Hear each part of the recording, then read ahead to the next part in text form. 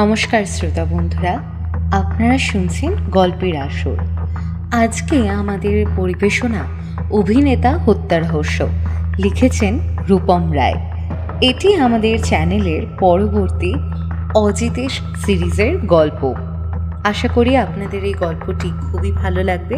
আর এরকম অসংখ্য সব গল্প শুনতে হলে আমাদের চ্যানেলটিকে সাবস্ক্রাইব করতে ভুলবেন না। তাহলে আর বেশি কথা না বলে শুরু করা যাক আমাদের আজকের এই নিবেদন।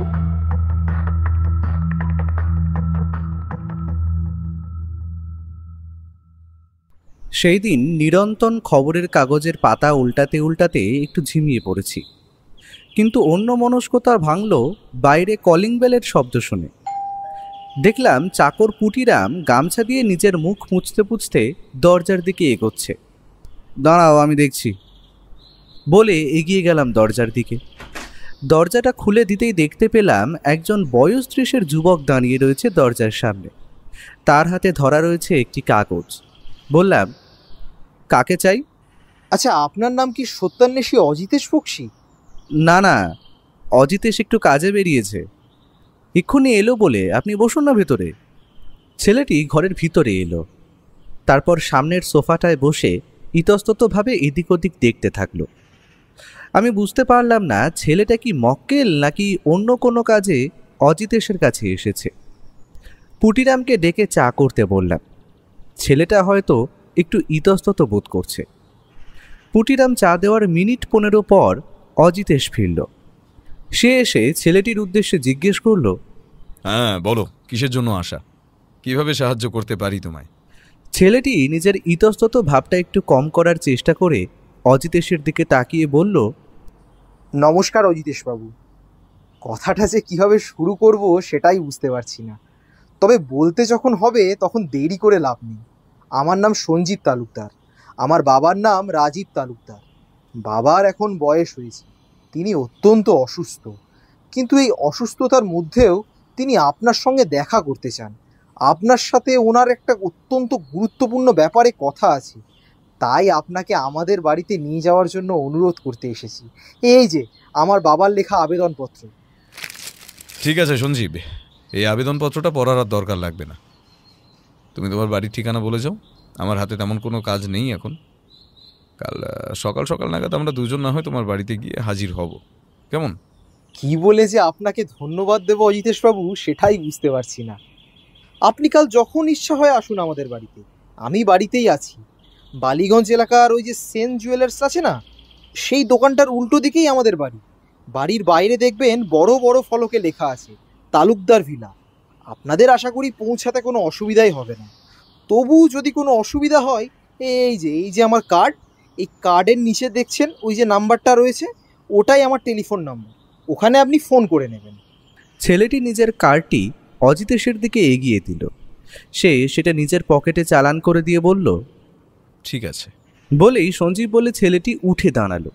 তারপর আবার নমস্কার করে এগিয়ে গেল দরজার দিকে। আমি ছেলেটিকে দরজা অবধি এগিয়ে দিয়ে দরজাটি বন্ধ করে এসে দেখি অজিতেশ মনের সুখে একটা সিগারেট জ্বালিয়েছে। এই সবে থানা থেকে ফিরলাম। থানায় খোঁজ নিয়ে যা বুঝলাম, দাসবাবুরও মতে কলকাতা শহরে এখন না ক্রাইম রেট নাকি খুবই কম। সব বেশিরভাগ ওই ছিঁচকে চোর আর ছিনতাইবাজদের উৎপাত। তার মানে তুমি বলতে চাইছো নতুন কেস পাওয়ার আশাই থেকে যাবে? আর এদিকে যা অবস্থা, বুঝতে পারছি নতুন কেস না পেলে যে উনুনে হাঁড়ি চড়বে না। কথাটা বললাম ঠিকই, তবুও আমি জানি যে ও ওইসব টাকা ফাঁকার ব্যাপার নিয়ে বেশি মাথা ঘামায় না। ওর আগের কেসটায় মক্কেলের থেকে বেশ ভালো আমদানি হয়েছিল, তাই এখন আর বসে খেতে তার বাঁধা নেই। তবে দেখা যাক এই ছেলেটি কাল কিসের জন্য অজিতেশকে ডেকে পাঠাল। নতুন কেস হলে তো ভালোই হবে। আমার কথা শুনে অজিতেশ ওর পাশে রাখা খবরের কাগজটা একবার হাতে তুলে দেখে আবার নিচে নামিয়ে রাখল। পুরো দিনটা অলসভাবে কাটানোর পরের দিন সকাল সকাল আমরা ট্যাক্সি নিয়ে বেরিয়ে পড়লাম তালুকদার ভিলার উদ্দেশ্যে। ঠিকানা খুঁজে পেতে তেমন কোনো অসুবিধেই হলো না। এই দিকটা অজিতেশ খুব ভালো মতোই চেনে। কলকাতা শহরের ব্যস্ত অলিগলি পেরিয়ে আমরা পৌঁছালাম সেন জুয়েলার্সের অপর দিকের তালুকদার ভিলার সামনে। ট্যাক্সি থেকে নেমেই সবার প্রথম যেটা চোখে পড়ল তা হলো বাড়ির ওপরে বড় বড় অক্ষরে সাইনবোর্ডে লেখা তালুকদার ভিলা, নিচের সাল 1945। আমরা আর অপেক্ষা না করে এগিয়ে গেলাম বাড়ির সদর দরজায়। সঞ্জীব উপরের দোতলার ঘর থেকে আমাদের দেখতে পেয়ে এগিয়ে এসেছে আমাদেরই দিকে। আরে আসুন আসুন অজিতেশ বাবু, আমি সকাল থেকে আপনাদের জন্যই অপেক্ষা করে বসে আছি। বাবাকেও বলে রেখেছি যে আজ আপনারা আসছেন। এমা, বাড়িতে প্রবেশ করার আগে বাড়ির বর্ণনাটাই তো দেওয়া হলো না।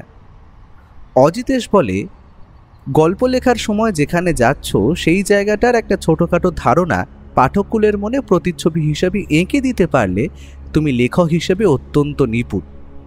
তাই অজিতেশের কথা মতোই লিখছি। বাড়িটা মোট মিলিয়ে 3 তলা, নিচের তলায় মোট মিলিয়ে 3-4টে ঘর হবে। আর সব থেকে অদ্ভুত বিষয় হলো নিচের তলার সব কটা ঘরই তালা বন্ধ, তবে মাঝের তলায় মোট 3টে ঘর, প্রতিটি খোলা।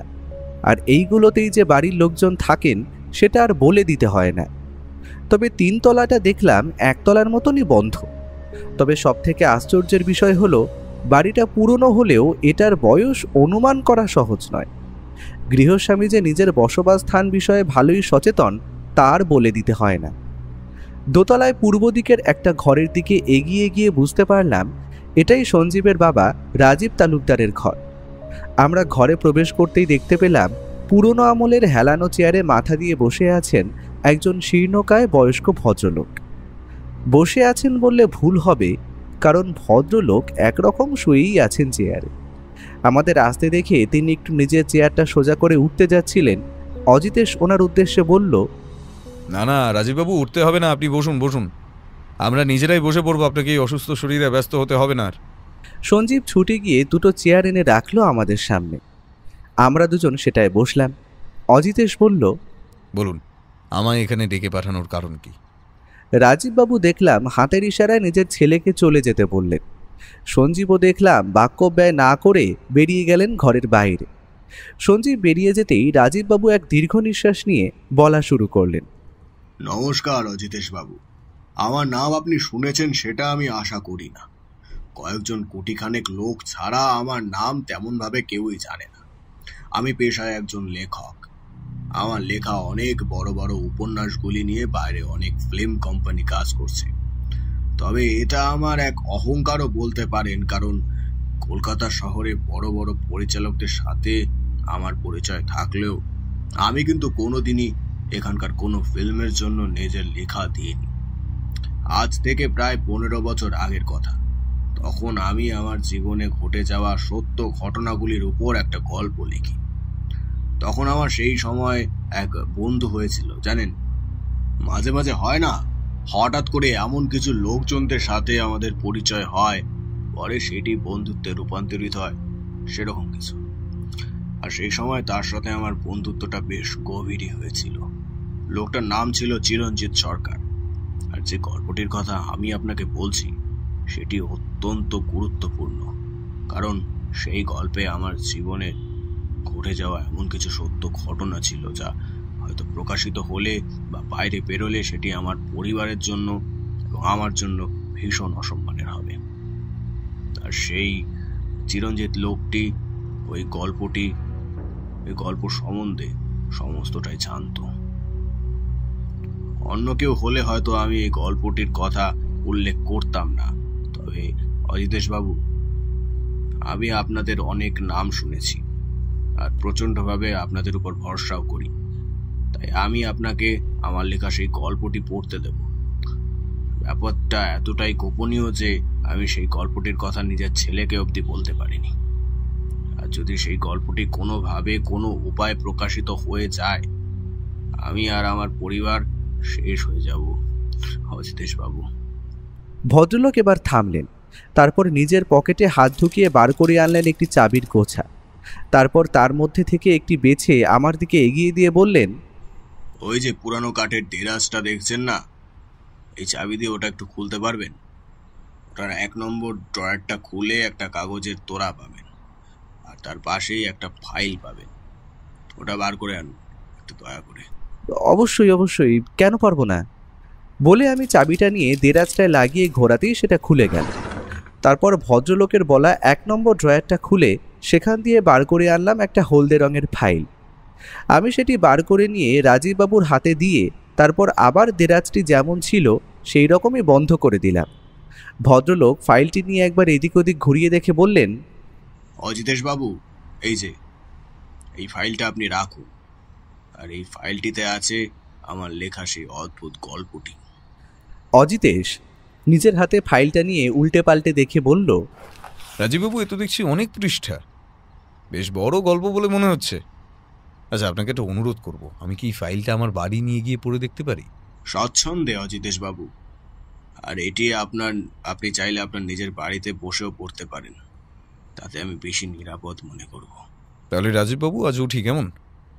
আমি চেষ্টা করব 1-2 দিনের মধ্যেই পুরো গল্পটি পড়ে আপনাকে আমার মতামত দিয়ে যাওয়ার। অসংখ্য ধন্যবাদ অজিতেশ বাবু।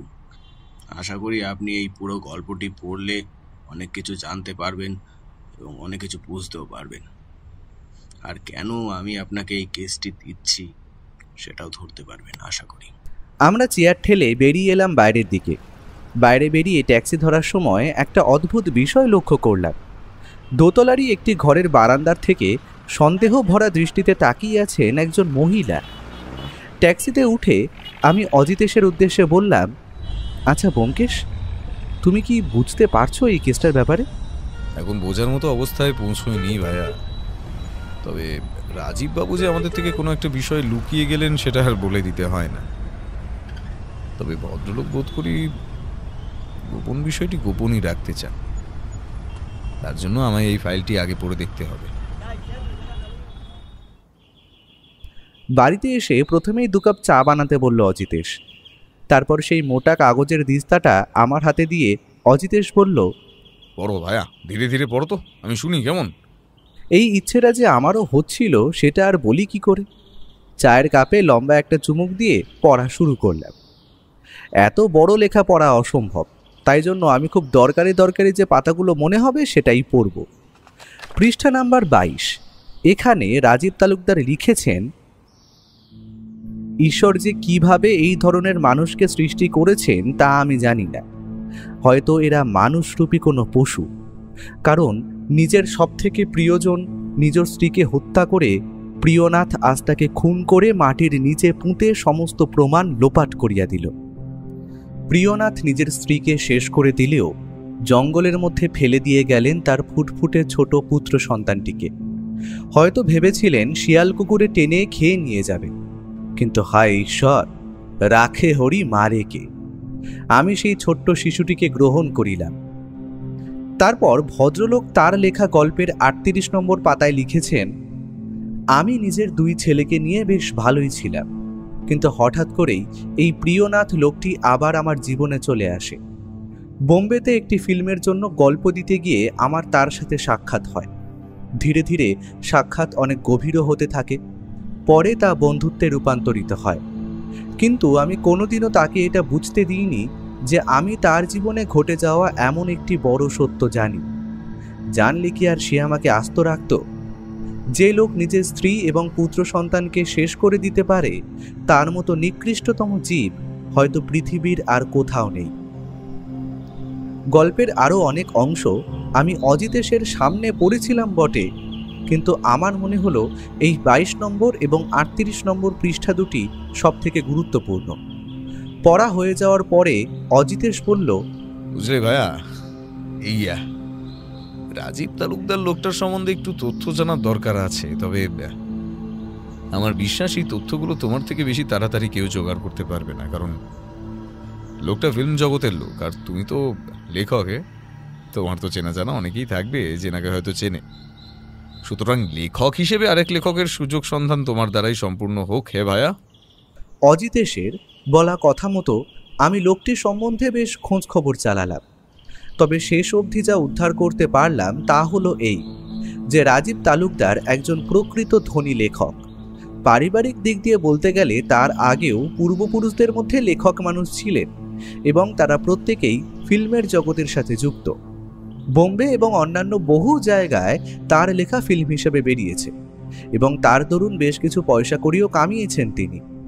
তেনার প্রথম জীবন জানতে গেলে জানা যায় প্রায় বছর 45 আগে তিনি বিয়ে করেছিলেন।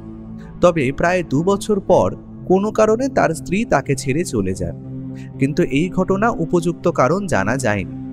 তারপরেই এখন তার ছোট ছেলে সঞ্জীব তালুকদার একজন সাধারণ পোস্ট অফিসে চাকুরিরত। লেখালেখি সেও করে থাকে বটে, তবে বাপের মতো অত বড় লেখক হিসেবে নাম পায়নি। সম্পূর্ণ ঘটনা খুলে বলার পরে সে বলল, বলো কি, তো অনেক বড় নাটক দেখছি। তার মানে এত সব ঘটনার মাধ্যমে জানা যায় যে সঞ্জীব তালুকদার আসলে ছিলেন প্রিয়নাথ বাবুর ছেলে। এই জন্যই হয়তো রাজীব তালুকদার ওনার ছেলের দিয়ে এই সমস্ত ঘটনা লুকিয়ে গেলেন। তবে এখন প্রশ্ন হচ্ছে, এই প্রিয়নাথ লোকটি কে? তার পদবি বা কি?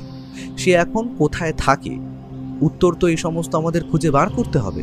অত চিন্তা করে লাভ নেই অমর, আজ বরং ঘুমিয়ে পড়ো। কাল সমস্ত প্রশ্নের উত্তর পাওয়া যাবে রাজীব তালুকদারের কাছ থেকে। পরের দিন সকালে ঘুম থেকে উঠেই আমরা দুজন বেরিয়ে পড়লাম তালুকদারের বাড়ির উদ্দেশ্যে। তবে অদ্ভুত ব্যাপার হলো, আজ তালুকদার ভিলাতে দেখা মূল্য আরও দুজন নতুন মানুষের। প্রথমজন এক বয়স 15 ছেলে, অপরজন বয়স 40-এর বেশি একজন ভদ্রলোক। আমাদের আসতে দেখেই এগিয়ে এসে নমস্কার জানিয়ে বললেন, নমস্কার, আপনি তো গোয়েন্দা আশা করি। আগের দিন আপনারা যে এই বাড়িতে এসেছিলেন তার খবর আমি পেয়েছি, তাই আজ আসবেন বুঝে আলাপ জমাতে এলাম আর কি। তা আজকাল সত্যান্বেষণ ছেড়ে দিয়ে লেখালেখি শুরু করলেন নাকি? হ্যাঁ? আমি বুঝলাম ভদ্রলোক অজিতেশের কাছে থাকা রাজীববাবুর লেখা গল্পটির দিস্তা কাগজের তোড়া দেখে এই মন্তব্য করেছেন। আর ইনি যে রাজীব তালুকদারের সুযোগ্য বড় পুত্র অনিশ তালুকদার, তার বলে দিতে হয় না। আর আগের দিন যে মহিলাটিকে আমি এবং অজিতেশ বারান্দায় দাঁড়িয়ে থাকতে দেখেছিলাম, তিনি যে এই অনিশবাবুর স্ত্রী ছিলেন তা আজ স্পষ্ট। অজিতেশ হাসি মুখে উত্তর দিল, না না অনিশবাবু, আমি আবার লেখক হতে যাব কেন? আমার এই বন্ধুটি লেখক স্বনামধন্য। আমার কারবার খালি সত্য অনুসন্ধান নিয়েই। অনিশবাবু অজিতেশের কথা শুনে হাসি মুখে বললেন, আচ্ছা আচ্ছা, যান গিয়ে বাবার সঙ্গে দেখাটা করে আসুন। কি বলেন আবার কে জানে। আমরা এবার এগিয়ে গেলাম রাজীব তালুকদারের ঘরটির উদ্দেশ্যে। ঘরে প্রবেশ করেই দেখি সঞ্জীববাবু তার পিতাকে ওষুধ খাইয়ে দিচ্ছিলেন। আমাদের দেখে সঞ্জীববাবু উঠে দাঁড়িয়ে নমস্কার জানিয়ে বললেন, আসুন আসুন অজিতেশবাবু, বাবার এই সময় একটা ওষুধ থাকে, সেটাই দিচ্ছিলাম আর কি। আপনারা কথা বলুন, আমি এক্ষুনি চা পাঠিয়ে দিচ্ছি। তা পড়েছেন কাগজগুলো? পড়লাম, তবে এই প্রিয়নাথ লোকটি সম্বন্ধে আপনি যতটুকু তথ্য দিয়েছেন সেটিতে আমি সন্তুষ্ট হতে পারিনি। এমনকি লেখায় লোকটার পদবীরও উল্লেখ নেই। আচ্ছা, আপনি কি লোকটা সম্বন্ধে আমাদের আরো কিছু তথ্য বলে অবগত করতে পারবেন? আসলে অজিতেশ বাবু, আমি লেখায় যে নাম উল্লেখ করেছি সেই লোকটি কিন্তু আসল নাম নয়। আমি যদি এখানে আসল নাম উল্লেখ করতাম তাহলে আপনি অতি সহজেই লোকটিকে চিনতে পারতেন। অমরজিৎ বাবু, একটা কাজ করুন, আপনি বরং ওই পাশের ড্রয়ারটি খুলুন, সেখান থেকে আপনি কয়েকটি চিঠি পাবেন। আমি ভদ্রলোকের কথা মতো ড্রয়ারটি খোলার সাথে সাথে সেখানে আবিষ্কার করলাম কিছু হলদে হয়ে যাওয়া পুরনো চিঠির খাপ, এবং তার মধ্যে মারা রয়েছে লোকাল পোস্ট অফিসের স্ট্যাম্প। আমি চিঠিটি খুলে সেটি পড়ে অজিতেশের হাতে দিলাম। সেখানে লেখা আছে, প্রিয় রাজীব, তোমার পূর্বের বলা সেই ঘটনাটি আমার কিন্তু আজও মনে। বহুকাল তোমার সাথে দেখা সাক্ষাৎ নাই হে বন্ধু, কিন্তু লোকটি ইতিহাস তুমি নিজের কাছে লুকাইয়া রাখিয়াছ, সেটি কিন্তু শুধু তুমিই জানো না, জানি আমিও। সুতরাং তুমি যদি এই ঘটনার গোপনীয়তা গোপন রাখতে চাও, তবে কিন্তু মোট মিলিয়া 50,000 টাকা আমায় পাঠাইয়া দিও, নয়তো আমি নিজের পরের লেখায় সমস্ত ঘটনা বর্ণনা করিয়া পাঠককুলের কাছে প্রকাশ করিয়া দেব, যা হয়তো ভালো ব্যাপার হইবে না। ইতি তোমার অতীতের বন্ধু। চিঠিটা দেখা শেষ হওয়ার সাথে সাথেই অজিতেশ রাজীববাবুর উদ্দেশ্যে বলল, আচ্ছা রাজীববাবু, আপনি কি নিজের লেখাই গল্পটিতে কোনোভাবে এই 27 নম্বর পৃষ্ঠাটি ছিঁড়ে ফেলেছিলেন? কারণ আমি যখন এই লেখাটি পড়ছিলাম তখন আবিষ্কার করি এই অদ্ভুত ঘটনাটি, যেখানে লেখার 27 এবং 28 নম্বর পাতাটি যেন কেউ ছিঁড়ে নিয়েছে। রাজীববাবু কথাটা শুনে যেন চমকে উঠলেন। এ কি বলছেন আপনি? এ কি করে সম্ভব? লেখাটির কথা খালি আমি, আপনারা এবং আমার ওই পুরাতন বন্ধু ছাড়া কেউ জানে না। তবে কিভাবে সেটি হারিয়ে গেল? এ যে অসম্ভব কাণ্ড। আচ্ছা, আপনার বাড়ির অন্য কেউ কি এই কাজ করতে পারে বলে মনে করেন? না অজিতেশ বাবু, এই ঘরে তো কেবল প্রবেশ করে আমার চাকর ছোট ছেলে সঞ্জীব, আর মাঝে সাঝে অনিশের ছেলেটি আসে। দাদু ভাই আমায় খুব ভালোবাসে, তাই আসে মাঝে সাঝে। আমার তো মনে হয় না এদের মধ্যে কেউ এই কাজ করতে পারে, কারণ দেরাজের চাবি থাকতো সবসময় আমার কাছে। আপনারা ভালো করে দেখেছেন তো অজিতেশ বাবু? একবার না, বহুবার আমরা দেখেছি। লেখাটি ভালো করে উল্টে পাল্টে পড়া হয়েছে, কিন্তু কোনোবারই আমরা ওই 27-28 নম্বর পৃষ্ঠাটি খুঁজে পাইনি। ভদ্রলোক একটা দীর্ঘশ্বাস ফেললেন। অজিতেশ বলল, আচ্ছা রাজীববাবু, আপনি এটা বলতে পারেন যে ওই পৃষ্ঠায় আপনি কি লিখেছিলেন, সেটা কি আপনার মনে আছে? ওই লেখাটি আমার জীবনের শেষ লেখা, আর ওটারই গুরুত্ব আপনি ভালো মতনই জানেন অজিতেশ বাবু। সুতরাং ওই লেখাটির সমস্ত পৃষ্ঠাই আমার মুখস্থ আছে। সেইখানেই লেখা ছিল আমার ছোট ছেলে অর্থাৎ সঞ্জীবকে জঙ্গলের মধ্যে কুড়িয়ে পাওয়ার ঘটনাটি। তার মানে সেই স্থানটি যে অত্যন্ত গুরুত্বপূর্ণ রাজীববাবু, তাই তো? ভদ্রলোক নিজের মাথা নাড়িয়ে সম্মতি জানিয়ে দিলেন। আচ্ছা রাজীববাবু, আপনার ছোট ছেলে অর্থাৎ সঞ্জীববাবু হয়তো এই সবের কিছুই জানেন না আশা করি। আর বড় ছেলে? না, ছোট ছেলেকে কিছুই বলিনি কোনোদিন, তবে বড় ছেলে অনিশ সবটাই জানে। তবে সে কোনোদিন নিজের ভাইকে অন্য চোখে দেখেনি, এটা আমার ভাগ্যই বলতে পারেন। সুতরাং ওই দিক থেকে আপনি নিশ্চিন্ত হতে পারেন যে অনিশ কোনোদিন এই সত্য তার ভাইয়ের সামনে আনবে না। যে সত্য মানুষকে কষ্ট দেয় সেটা সামনে না আসাই ভালো। আমি বলি কি, আপনি একবার কিন্তু পুলিশকে সব ঘটনা খুলে বলতে পারতেন। একজন লোক আপনাকে ব্ল্যাকমেল করে এইভাবে টাকা চাইছে, তাকে ধরে সঠিক পথে আনা কিন্তু পুলিশের জন্য অত্যন্ত সহজ কাজ। আসলে অজিতেশ বাবু, আমার মন বলছে কিছু একটা খারাপ করতে চলেছে। তার মধ্যে শুনছি বইয়ের একটা পৃষ্ঠা উধাও। আচ্ছা রাজীববাবু, আপনি যখন আপনার আসন্ন বিপদ বুঝতে পারছেন, তখন কেন এবার সবটা আমার কাছে খুলে ধরছেন না? আপনি কিন্তু আপনার সেই বন্ধুটির নাম এখনো অবধি আমাদের কাছে খুলে বলেননি। সে লোক কি কলকাতায় থাকেন? আপনি কি চিঠির প্রেরক এবং আমার বন্ধুর কথা বলেছেন তো? আর লুকিয়ে লাভ কি হবে? এই যে চিঠির প্রেরক, তার নাম নিধিরাম বারিক। এককালে আমার খুব ভালো বন্ধু ছিল বটে, তবে এখন 10 বছর তার সাথে কোনো যোগাযোগ নেই আমার, এবং সে বহাল তবিয়েতে এই কলকাতা শহরেই থাকে। আমি আপনাকে তার ঠিকানা দিচ্ছি, আপনি গিয়ে কথা বলে আসতে পারেন। আমার যা অবস্থা দেখছেন আপনি, এই ঘরে কি বিছানা ছেড়ে উঠে যাওয়ারও ক্ষমতা নেই আমার। অসংখ্য ধন্যবাদ রাজীববাবু। তবে আপনার গল্পে লেখা প্রিয়নাথ চরিত্রের লোকটির আসল নাম কিন্তু আপনি এখনো আমাদের জানাননি। তবে এখনো সময় আছে। আচ্ছা, আজ তবে উঠি কেমন? আমি আর অমর এক্ষুনি একবার নিধিরাম বাবুর বাড়ির দিকে যাব। ভদ্রলোকের কাছ থেকে নিধিরামবাবুর বাড়ির ঠিকানা পাওয়া গেল বটে, তবে সেটা কলকাতা শহরের এমন জায়গায় অবস্থিত যে প্রায় 2 বার বড়সড় ট্যাক্সি ভাড়া করে পকেট দিয়ে খসবে, সেটা ভেবে মনটা একটু খারাপ হয়ে গেল।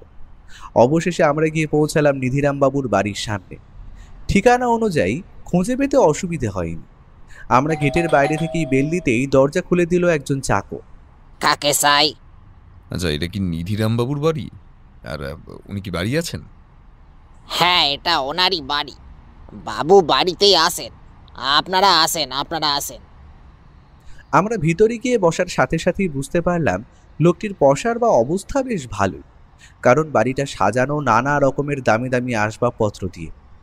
এই লোক যে কাউকে চিঠি লিখে ব্ল্যাকমেল করে টাকা চাইতে পারে, কেন জানি না আমার বিশ্বাস হলো না। মিনিট খানেক বসার পর আমাদের সাথে দেখা করতে এলেন একজন বয়স 50-এর ভদ্রলোক। পরনে সাদা রঙের ধুতি এবং ওপরে একটা সাদা স্যান্ডো গেঞ্জি, চোখে গোল ফ্রেমের চশমা। তবে শরীরের গড়ন অনুযায়ী ওনার মুখের মোটা গোঁফটা যেন মানাচ্ছে না। ভদ্রলোক আমাদের দেখেই বলে উঠলেন, আরে বসেন বসেন, সত্যান্বেষী অজিতেশ বক্সী বাবু। কি সৌভাগ্য আমার, আপনাদের পদধূলি পড়েছে আমার বাড়িতে। আপনার এই বন্ধুটির লেখাও কিন্তু আমি অনেক পড়েছি। তা আজ আমার বাড়িতে কি মনে করে? পেপারে বহুবার অজিতেশের ছবি বেরোনোর কারণে বোধ করি লোকটি অজিতেশকে চিনতে পেরেছে। তবে অজিতেশ বেশি ভনিতা না করে সোজাসুজি প্রশ্ন করল, আচ্ছা নিধিরাম বাবু, আপনি এবং রাজীব তালুকদার একসময় ভালো বন্ধু ছিলেন আশা করি।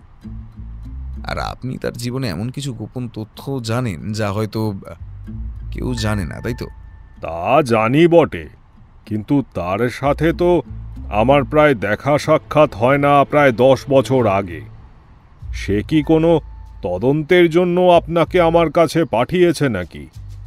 তবে আমি সোজাসুজি বলে দিতে চাই, আমি আপনাকে এ বিষয়ে কোনো সাহায্য করতে পারবো না।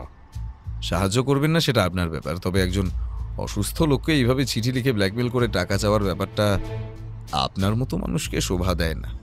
আপনি যা করার করে নিন অজিতেশ বাবু। আমি আমার দিক থেকে আর কিছু তথ্য আপনাকে দিতে পারবো না।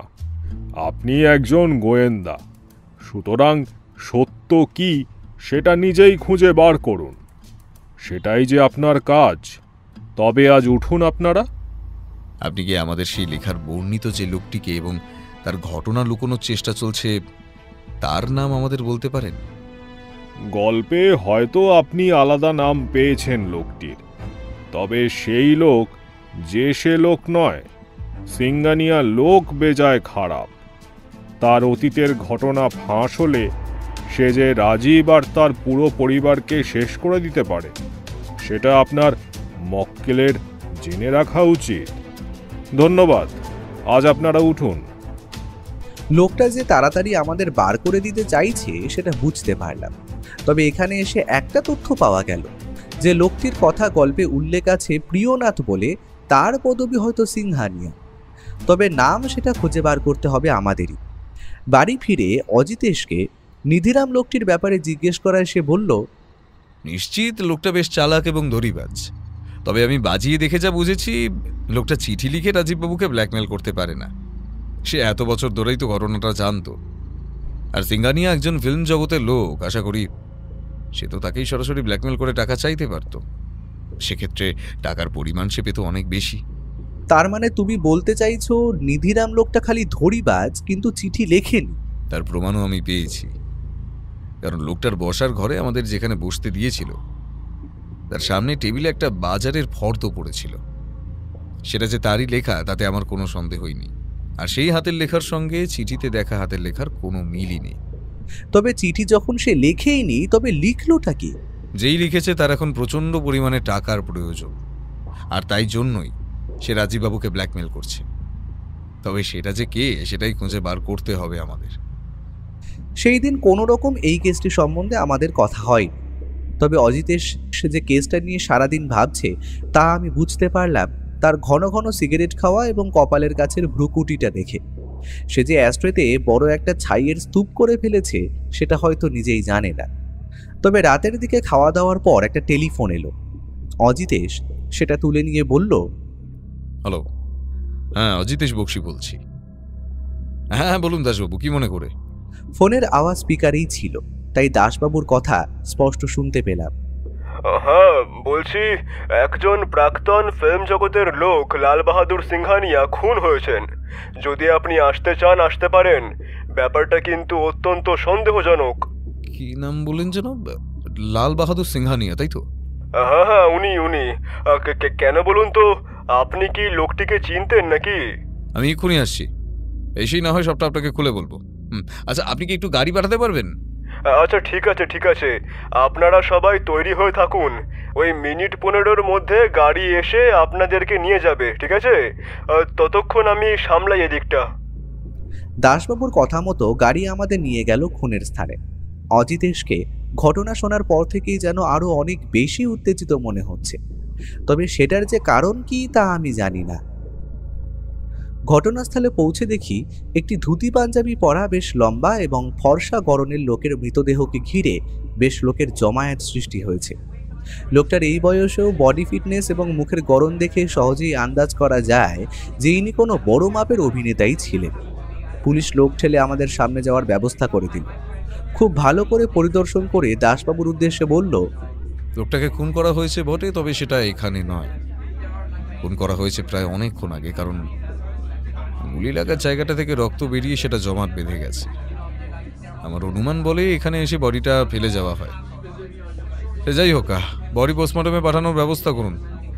রিপোর্ট এলে সব জানা যাবে। খুনের জায়গাটা আশপাশটা ঘুরে অজিতেশ আরও যেন কিছু একটা খুঁজতে লাগলো। এখন যা বুঝছি করার কিছুই নেই আপাতত। যতক্ষণ না ওই ফরেনসিক টেস্টের রিপোর্টটা আসছে ততক্ষণ এখানে মনে হয় হাত গুটিয়ে বসেই থাকতে হবে আমাদের। দাসবাবু ব্যস্ত হয়ে কয়েকটা সাব কনস্টেবলকে দায়িত্ব দিয়ে ভিড় ঠেলে একটু ফাঁকা জায়গা বানালো। ওনার সাথে এলো একটি বছর 30-এর মেয়ে এবং একটি বৃদ্ধ লোক। উভয়ের পোশাক পরিচ্ছদে উচ্চবৃত্ততার ছাপ। বয়স্ক ভদ্রলোক বললেন, আমার নাম পিনাকি সরকার, ইন্সপেক্টর সাহেব। আমি সিঙ্গানিয়া বাবুর ম্যানেজার। এই মিনিট 45 আগে উনি বাড়ির থেকে বেরোলেন, বললেন খাওয়ার পরে একটু রাস্তায় হাঁটলে রাতের ঘুমটা ভালো হয়। মদের অভ্যেসটা ছাড়ানোর পর বেশ কয়েকদিন ধরে এইরকম চলছিল। কারোর সাথে কোনো শত্রুতা না, কিছু না। আজ যে কি হয়ে গেল। আপনি কি সিংহানিয়া বাবুর মেয়ে? সে ইতিবাচক মাথা নাড়ল।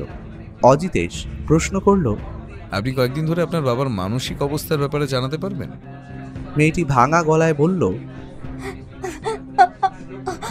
আমার আমার বিয়ে হয়ে গেছে বছর 5 আগে।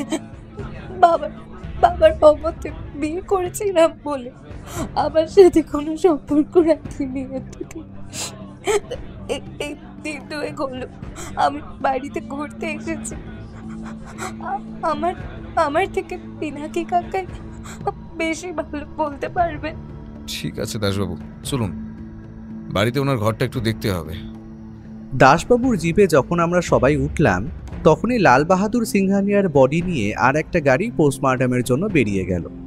লোকটার বাড়ি দেখলেই বোঝা যায় সৎপথে টাকা রোজগার করে বানানো অট্টালিকা এটা নয়। রাজীববাবুর গল্প অনুযায়ী খুব একটা ভালো লোক উনি ছিলেন না, সেটা মেনে নেওয়াই যায়। বাড়ির ভেতরের দেওয়ালে সর্বত্র বড় বড় ফিল্ম জগতের তারকাদের সঙ্গে কাটানো মুহূর্তের ছবি বাঁধিয়ে ঝোলানো আছে।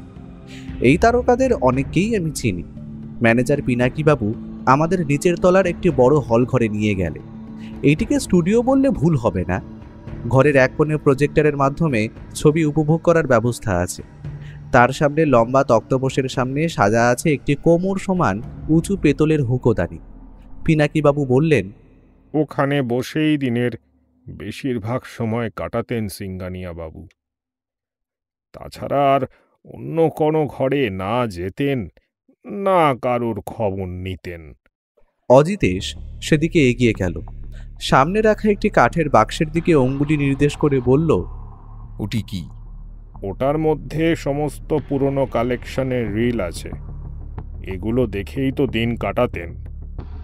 অজিতেশ বাক্সটি খুলে কয়েকটা রিলের খাপ চোখের সামনে তুলে দেখল। আমি একটু এগিয়ে গেলাম। দেখলাম তাতে ছবির নাম ও প্রধান কয়েকটি তারকার নাম লেখা আছে। বোধহয় এগুলো সিঙ্গানিয়া লোকটা নিজেই লিখেছে। এমন সময় চোখে পড়ল জিনিসটা। দেখলাম একদম রিলের একটি খাপের থেকে ছোট কাগজের অংশ কিছুটা বেরিয়ে আছে। কৌতূহলবশত বললাম, অজিতেশ দেখো তো ওটা কোনো চিঠি নাকি? অজিতেশ খামটি বের করলো। তারপর যে কাগজের টুকরোটি ওই খামের ভেতর থেকে বেরোলো তা দেখে আমি স্তম্ভিত হয়ে সেদিকে চেয়ে রইলাম। দেখলাম এটি সেই লেখা গল্প থেকে উধাও হয়ে যাওয়া পাতাটি, অর্থাৎ 27-28 নম্বর পৃষ্ঠা রাজীববাবুর লেখার কাহিনীর। আমিও অজিতেশ মুখ চাওয়াচাই করলাম। দাসবাবু বললেন, ওটি কি? জখের ধন। চলুন আমাদের বাড়িতে চলুন, বাকি সবটা বলছি। পিনাকি বাবু চিন্তা করবেন না, খুব শীঘ্রই আততায়ীকে পুলিশের হাতে তুলে দেব। আমরা বাড়িতে ফিরে এলাম।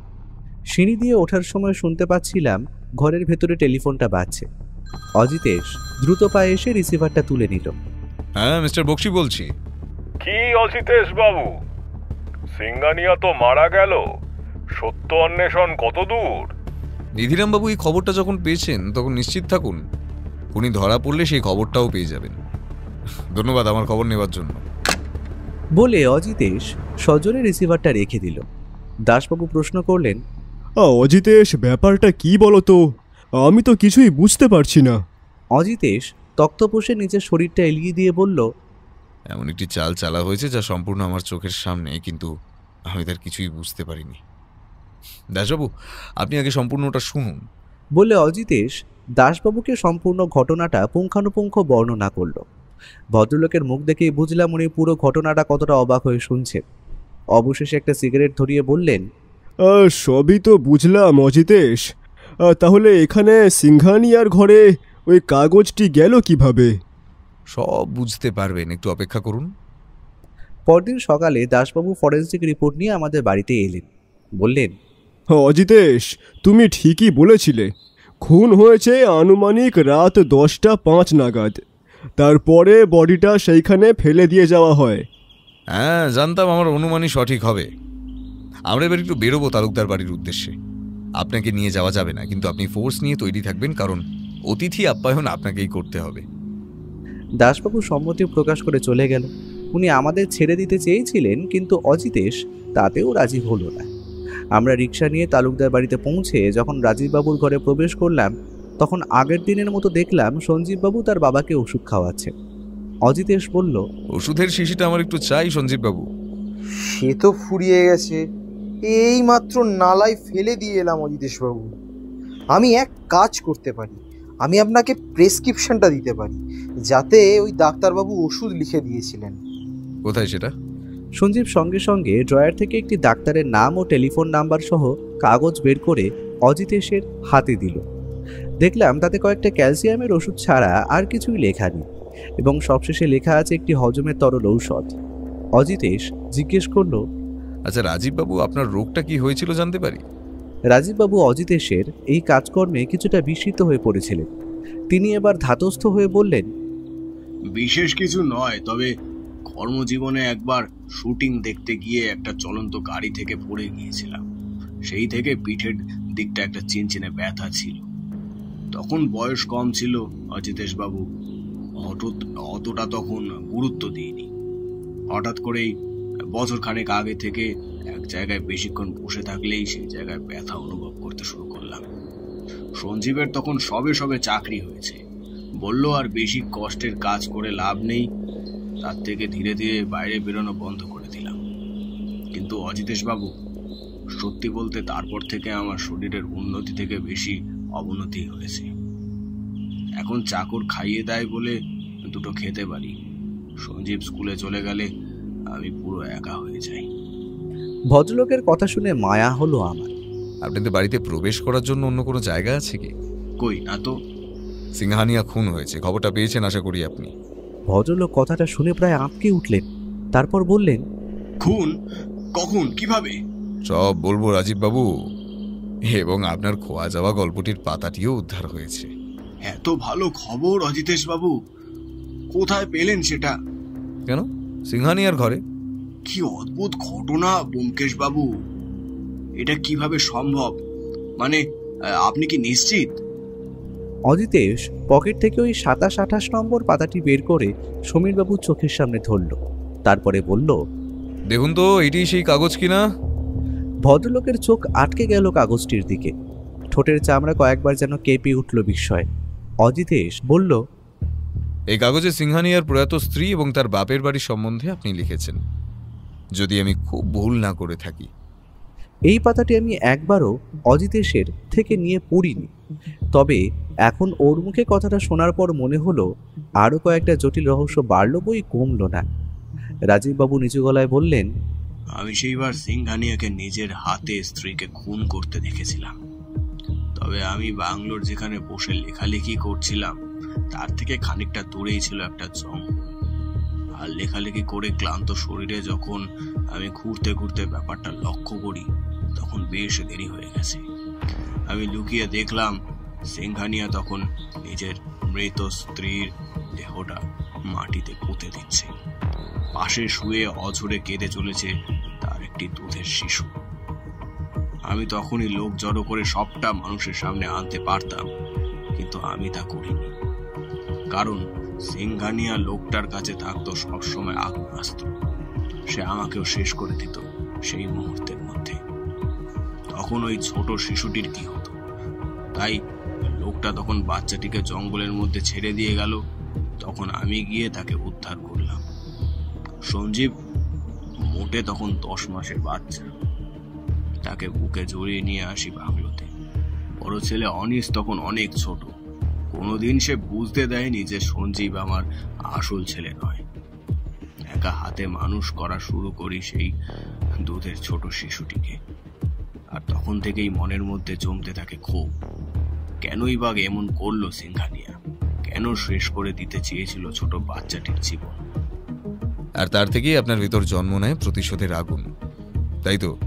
হ্যাঁ হ্যাঁ হ্যাঁ, ওই মানুষরূপী পশুটাকে শেষ করতে আমার খুব একটা অসুবিধা হয়নি।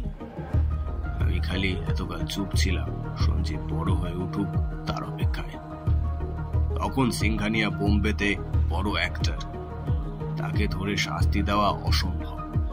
চারিপাশে সে ঘিরে থাকতো অজস্র পাহারায়, তাই তখন তাকে নিজের কুকর্মের সাজা দেওয়া হয়ে ওঠেনি। কিন্তু আমি নিজের লেখা শেষ গল্পে এই সব ঘটনা উল্লেখ করে গেলাম অজিতেশ বাবু। আপনি এটাকে প্রমাণ স্বরূপ ব্যবহার করতে পারেন, আর সিংঘানিয়া যে একজন খুনি ছিল তাও প্রমাণ করতে পারেন। কিন্তু আপনি নিজে খুন করতে গেলেন কেন রাজীববাবু? আইন হাতে তুলে নেওয়ার ক্ষমতা কারো কাছে নেই। আপনি তো পুলিশকেও সবটা জানাতে পারতেন। কি হতো জানিয়ে? সিংঘানিয়ার বয়স এখন 60-এর ওপারে। অত পুরানো মামলা কোর্টে উঠলে এমনি সে মাত্র কয়েক বছরের জেল হয়েই ছাড়া পেয়ে যেত।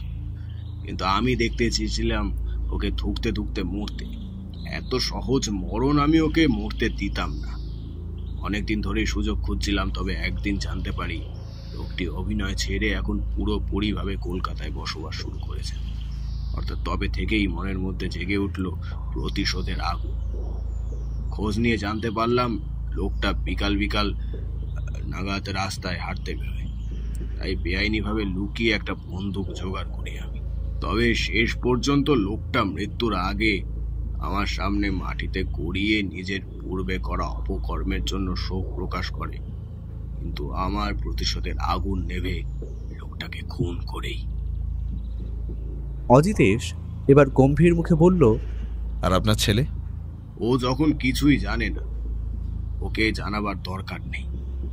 আমি একদম সুস্থ এবং এই বয়সে সহজেই হাঁটাচলা করতে পারি অজিতেশ বাবু। কথাটা শেষ হওয়ার সাথে সাথেই চোখে জল নিয়ে ঘরে প্রবেশ করল সঞ্জীব বাবু। বাবা, তুমি আমার জন্য এত কিছু করলে, এতটা ভালোবাসো তুমি আমাকে বাবা। নিজের ছেলে না হওয়ার পরও সেই ছোটবেলা থেকে আমাকে কোলে পিঠে করে মানুষ করেছো তুমি আমায়। একটা দিনও বুঝতে দাওনি যে আমি তোমার নিজের ছেলে নই। আজ আমি সবটা লুকিয়ে শুনছিলাম দরজার বাইরে থেকে, কিন্তু কিন্তু সত্যটা জানার পর আর নিজেকে আটকে রাখতে পারলাম না। কেন এমন করলে বাবা, কেন কেন? রাজীব তালুকদার নিজের হাত তার ছেলের মাথায় রেখে কান্না ভেজা কণ্ঠে বলে উঠলেন, ভালোবাসা রে বোকা, ভালোবাসা। আমার সোনার মানিক চাঁদ, যাকে লোকটা শেষ করে দিতে চেয়েছিল তাকে ছেড়ে দিই কেমন করে? আমার আজও মনে পড়ে সেই দিনটার কথা, যবে জঙ্গলের মধ্যে প্রথমবারের মতন আমি তোকে কুড়িয়ে পেয়েছিলাম। পারিনি ফেলে চলে আসতেছে তোকে। আমি দেখলাম রাজীববাবুর চোখের কোণ বেয়ে তখন নেমে আসছে অজস্র অশ্রুধারা। আমি আর অজিতেশ কিভাবে যে নিজের চোখের জল ধরে রয়েছি তা বলতে পারবো না। হয়তো এই ভাবের কোনো নাম হয় না, এটাকেই হয়তো বলে নিখুঁত ভালোবাসা। অজিতেশ বাবু, আপনি আমায় গ্রেফতার করুন, আমি আসল খুনি। সিংঘানিয়া লোকটাকে আমি খুন করি, আর সবটা সাজাই নিজের মাথা দিয়ে। আর আপনাকে আমি ডেকে এনে তদন্ত করতে বলি, কারণ আপনি সত্য অনুসন্ধান করেন, আর সমস্ত সত্য আপনার মাধ্যমে জানিয়ে দিয়ে যাওয়ার জন্য আপনার প্রমাণ লাগলে সমস্ত কিছু পেয়ে যাবেন ওই লেখা গল্পটির মধ্যে। সেই দিন যে মনের মধ্যে কি ভার নিয়ে আমরা তালুকদার বাড়ি থেকে বেরিয়ে এসেছিলাম তার অন্ত নেই। অনেক কেস আমরা দেখেছি, কিন্তু এটার মতো অদ্ভুত কেস কোথাও দেখিনি। হয়তো এটাকেই বলে নিখুঁত ভালোবাসা। তবে কোর্টে যখন মামলাটা ওঠে, সমস্তটা প্রমাণ হয় যে সিংঘানিয়াই খুনি ছিল, কিন্তু আইন নিজের হাতে তুলে নেওয়ার জন্য লেখক রাজীব তালুকদারের মাত্র 5 বছরের কারাবাস হয়। কিন্তু এই ঘটনা আমি যতদিন বাঁচব ততদিন আমার মনে থাকবে। এটা অজিতেশের কাছে আসা একটা অদ্ভুত কেস রূপে আমার গল্পে স্থান পাবে।